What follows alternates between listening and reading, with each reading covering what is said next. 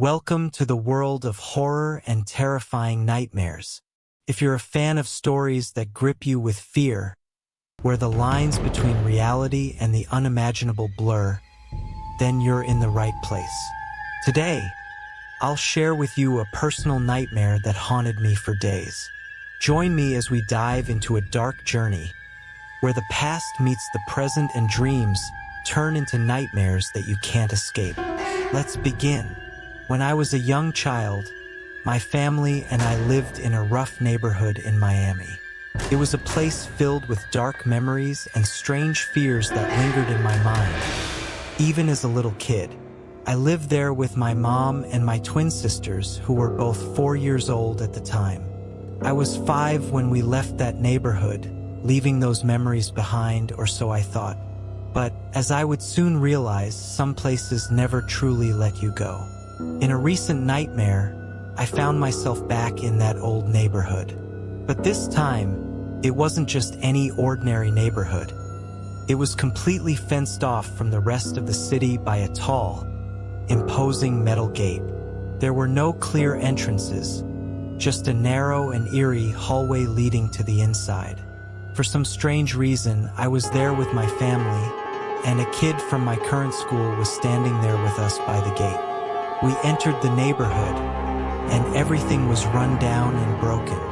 The buildings looked abandoned, and the air felt thick with a sense of foreboding. After wandering for what felt like hours, we finally found my childhood home. Without hesitation, we went inside, as if something was drawing us in. My brother went straight to his old room, my parents to theirs, and I stayed in the living room with my little sister and my friend. We stood in silence for a while, when suddenly my sister said something silly to my friend. It was the kind of thing a young child would say, something harmless but a little immature. But instead of laughing it off, my friend's face darkened. He turned to me with cold, furious eyes and said, "I'm going to hit her." Shocked, I tried to calm him down, but his anger only grew. He left the room and returned with a golf club in his hand. I panicked and tried calling for my parents, but no one came to help. My friend raised the club and began swinging it at me.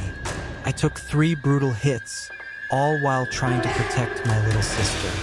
I could feel the pain with each strike, but my fear for her was greater. Then, without warning, he grabbed my sister and bit her neck. The sight was beyond horrifying. Blood poured everywhere as I tackled him to the ground, trying desperately to free her from his grip. But no matter how much I punched or hit him, nothing seemed to work. It was as if he was invincible. I grabbed a stick and began stabbing it into his ribs, but even that didn't affect him. Eventually, the police arrived and took him away.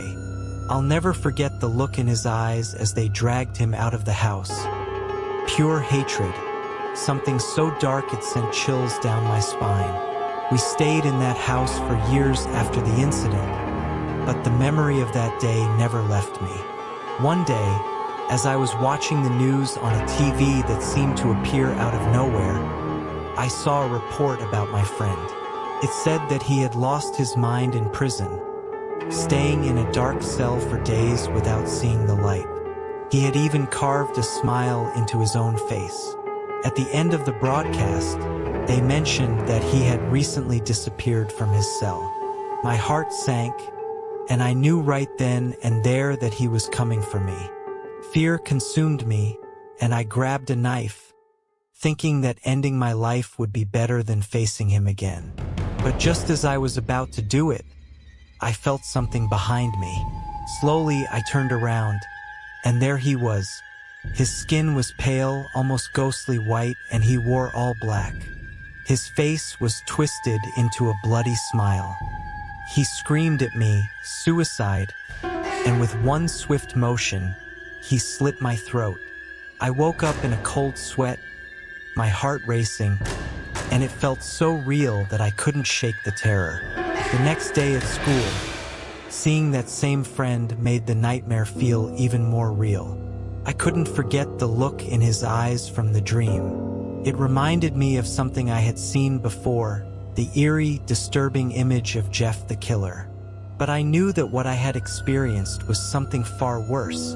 If the story kept you on edge and you want more thrilling content, don't forget to hit the like button and subscribe to the channel. Make sure to activate the notification bell to stay updated on our latest stories and terrifying tales.